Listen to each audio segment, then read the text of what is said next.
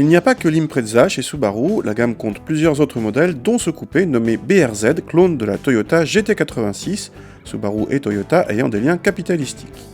La BRZ a droit à un bouclier avant spécifique mais reste strictement identique techniquement à la GT86.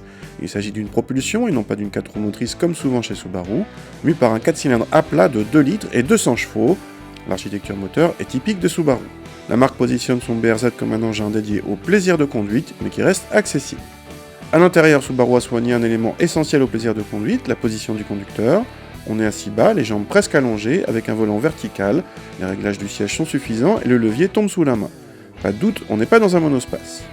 La qualité de présentation est en revanche décevante avec des plastiques durs peu flatteurs. La BRZ offre sur le papier 2 places arrière, mais il s'agit en fait d'une 2+2 comme le TT ou la 911.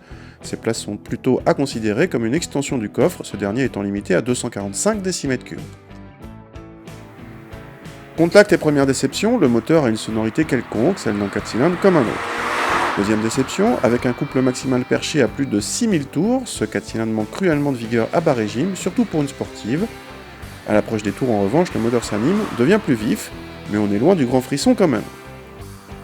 En revanche, la commande de boîte avec sa course très courte et son guidage précis est un régal en conduite sportive.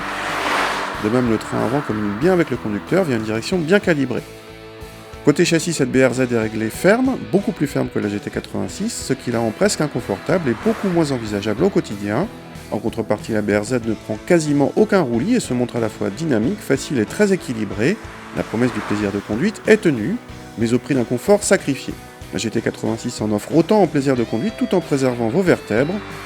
En résumé, nous préférons la Toyota, même si la GT86 coûte plus cher que le BRZ. La Subaru démarre juste sous les 30 000 €. Le côté accessible est quand même relatif.